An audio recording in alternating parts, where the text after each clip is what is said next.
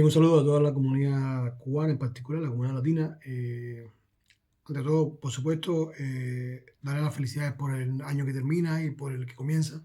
Y desearles a todos, por supuesto, lo mejor. Ante todo, salud, prosperidad y que todas las cosas que se propongan le sacan bien, o al menos que en el intento todo salga bien.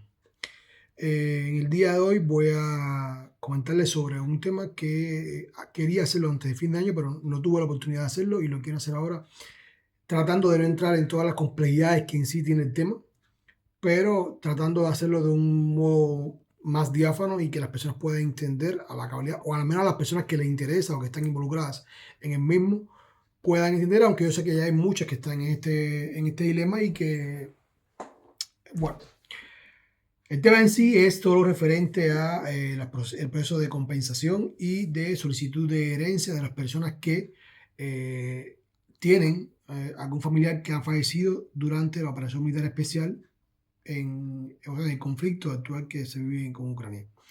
Sabemos que hay muchos cubanos que se han enlistado en este conflicto y que desgraciadamente también muchos han perdido la vida. Y esto lleva, por supuesto, a un grupo de consecuencias que sobre todo tienen que ver con familiares que están en Cuba o están acá y que tienen el derecho legal de solicitar la compensación que a efectos determina el gobierno ruso a través del Ministerio de Defensa y así como de la empresa aseguradora y los gobiernos locales por los cuales firmaron los ciudadanos extranjeros, en este caso los cubanos, por un contrato. Y también, en este caso, la otra cara de esta moneda es el dinero que queda anclado en las cuentas bancarias, en las tarjetas de las personas fallecidas. Todo esto tiene que ver y está relacionado con lo que se conoce en el derecho como el derecho de sucesiones. O sea, es todo lo que tiene que ver con quiénes y cómo, quiénes son las personas que tienen derecho a heredar en caso de fallecimiento y cuáles y cómo son los procedimientos que para eso establece la ley. Hay que tener en cuenta una cuestión muy particular y es que son dos procesos, en este caso son dos procesos totalmente que están en una misma rama del derecho, pero que el procedimiento es diferente y si nos vamos a ir por la base teórica de derecho de sucesiones, no podemos equivocar. ¿A qué me refiero? Miren, muchas personas me han escrito y me han llamado, incluso de otros países, porque están envueltos en este problema, y es que quienes tienen derecho a solicitar la compensación en caso de fallecimiento. Aquí siempre se llama, si vamos a derecho de sucesiones, siempre se va a la línea sucesoria que establece la ley. Bueno, en el caso de las compensaciones, el gobierno ruso también estableció a la hora de firmar el decreto que regula esto, estableció también la línea de sucesiones que tiene que ir con esto, que tiene que ser, o sea, en primera instancia, los que se llaman en primer orden al llamado, que son los padres, los hijos y los cónyuges. Es la primera línea de llamado que se hace en este sentido. Es si vamos desde el punto de vista del derecho de sucesiones en general. Ahora, en lo particular, en este caso de la compensación, hay una salvedad que la hace el gobierno ruso a la hora de establecer el documento, que es quien al final define quiénes son las personas y cuál es el procedimiento. Y es que en este caso, si bien todos los que declaran son la primera línea, se queda hasta ahí. O sea, no existe segunda línea, como pueden ser, por ejemplo, los hermanos, como pueden ser después de esa línea los primos y tíos, así. En este caso no, en este caso solamente tienen derecho a recibir la compensación los familiares de primera línea. Como dije ya, padres, hijos y cónyuges. Ahora bien, hay una particularidad en el caso de los hijos que el gobierno ruso declara a la hora de establecer este decreto y que tiene su contraposición con el derecho de sucesión. Y es que en este caso el gobierno ruso declaró que solamente tienen derecho a la compensación en el caso de los hijos los menores de edad y los mayores de edad que sean discapacitados o que estén en este momento estudiando, por ejemplo, en una universidad. Si no cumple con esos dos requisitos, entonces no tienen derecho a reclamar la compensación. Muchas personas ahora en el debate me han preguntado, pero ¿por qué si cuando uno muere no hay límite de edad para heredar las personas? O sea, en este primer llevado no hay límite de edad, todos tienen derecho. Sí, pero, repito, estamos hablando de derechos y sucesiones en función de una herencia. O sea, la herencia no son más que los bienes que la persona en vida declaró que podían heredar. Eran sus bienes. En este caso, usted no está heredando una herencia, usted está recibiendo una compensación que el gobierno ruso declara quiénes son las personas que tienen derecho a recibirlo. O sea, eso no es un bien que tenía la persona. O sea, la persona en vida tenía el bien, por ejemplo, el salario. Ese sí es un bien que sí puede ser, sí se puede solicitar como una herencia. Pero no es el caso de la compensación, porque el hecho jurídico que le da a usted derecho a la compensación, desafortunadamente, es el fallecimiento de la persona. Por tanto, ya en el momento que la persona fallece, todos los bienes de herencia que había declarados estaban declarados. Por tanto, lo que se recibe a partir de ahí es una compensación que declara el gobierno ruso y no entra como línea hereditaria. Por tanto, no es un derecho hereditable, o sea, no es un bien hereditable, por tanto está supeditado en este caso a lo que el gobierno ruso declare, o X gobierno, en este caso el ruso, de quiénes son los beneficiarios de la compensación. O sea, aquí el derecho de sucesiones tiene y no tiene, digamos que fuerza legal en este contexto vuelvo y repito, de la compensación, no así en la reclamación del dinero que existe en las cuentas bancarias, donde al sí ser un dinero que estaba en vida, cuando la persona estaba viva, sí puede ser cuestión de derecho a la hora de las solicitudes en este caso. Ahora bien, dicho sea esto, explicado esta parte teórica, espero que la hayas entendido. En el caso de la compensación, por la experiencia y por los tantos casos que ya hemos desarrollado, hemos visto que en lo particular hay varias ciudades en las que están básicamente enfrascados la mayoría de los cubanos que han firmado el contrato. Bueno, es a estas ciudades donde hay que pedir las compensaciones en función de los familiares que tienen el derecho a esto, como ya expliqué. Ahora bien, con todo esto hay una nebulosa. La nebulosa está básicamente en el sentido de que para usted poder solicitar la compensación, tiene que tener la notificación real y oficial de que la persona ha fallecido. En este caso, el documento oficial que regula esto es el acta de fallecimiento, o sea, el acta de función que emiten las autoridades rusas, en este caso el Ministerio de Defensa, con el Ministerio de Justicia, en este caso, son los que emiten este documento. Y a partir de la obtención de este documento, usted tiene derecho a presentarse en todas las instancias que tienen derecho a reclamar, en este caso, ante el Ministerio de Defensa, en la región donde firmó, la dirección de la empresa aseguradora, o sea, la compañía de seguros que aseguró la vida de los militares según el contrato, y ante las autoridades gubernamentales del gobierno de la ciudad donde la persona firmó el contrato. Además de otros pagos que quedan, que son los mínimos, pero bueno, el mayor grueso de los pagos se concentran en estos lugares. Entonces, cuando ya usted recibe esa acta de función, que es que usted puede comenzar el proceso para solicitar la compensación en este caso. Ahora bien, en el punto, y es donde a veces las personas, y ya muchas personas me han llamado para intentar hacer, y es muy complicado hacer, tiene que ver con el dinero que queda en las tarjetas bancarias de las personas. Cuando usted recibe la confirmación de fallecimiento de la persona, en este caso, el acta de función, usted debe presentarse. A ver, aquí hay de todo. Hay personas que lo han logrado sin hacer este proceso porque, por X, por Y motivo, yo le estoy diciendo lo que tiene que ver desde el punto de vista legal, lo que debe hacer. Cuando usted recibe la compensación, disculpen, el acta de función, usted debe presentarse ante un notario con el acta de función y con los documentos que muestren su vínculo familiar o consanguíneo con el fallecido en primera línea, y para demostrar esto, y debe solicitarle a un notario que abra un proceso de herencia. Fíjense, es automáticamente que usted recibe el documento del certificado de función. ¿Por qué? Porque el notario tiene 6 meses para hacer todo el proceso investigativo. 6 meses, que no quiere decir que usted reciba la respuesta en 6 meses, usted la puede recibir mucho antes, pero tiene 6 meses. Y usted debe presentar ese proceso en esos primeros 6 meses de haber recibido la notificación de fallecido la persona que tiene el vínculo con usted.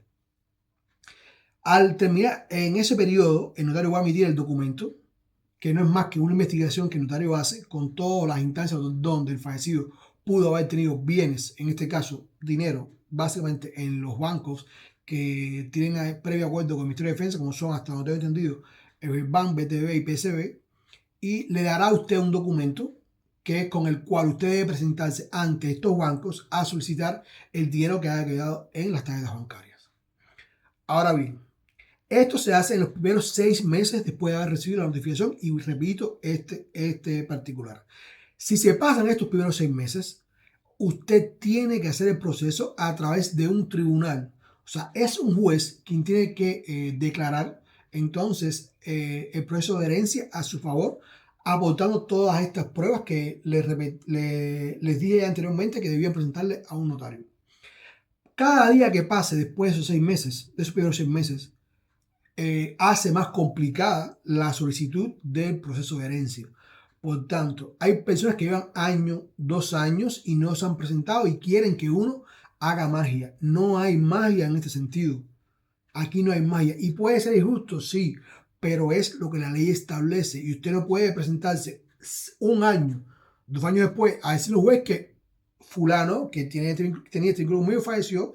¿Y dónde ha estado usted estos 2 años? O sea, son temas complicados para todos. O sea, no es solamente, o sea, tenemos que romper ese esquema de solamente pensar en nosotros en el análisis. Tenemos también que pensar del lado allá cómo funcionan las cosas. Y para todo existe una normativa legal que regula el cómo, el qué y el cómo y el cuándo, sobre todo, se pueden hacer las cosas.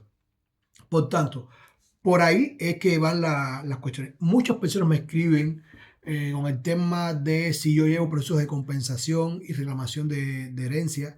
Sí lo llevo. Soy bastante complicado en estos temas. No me gusta porque es un tema bastante, digamos que delicado.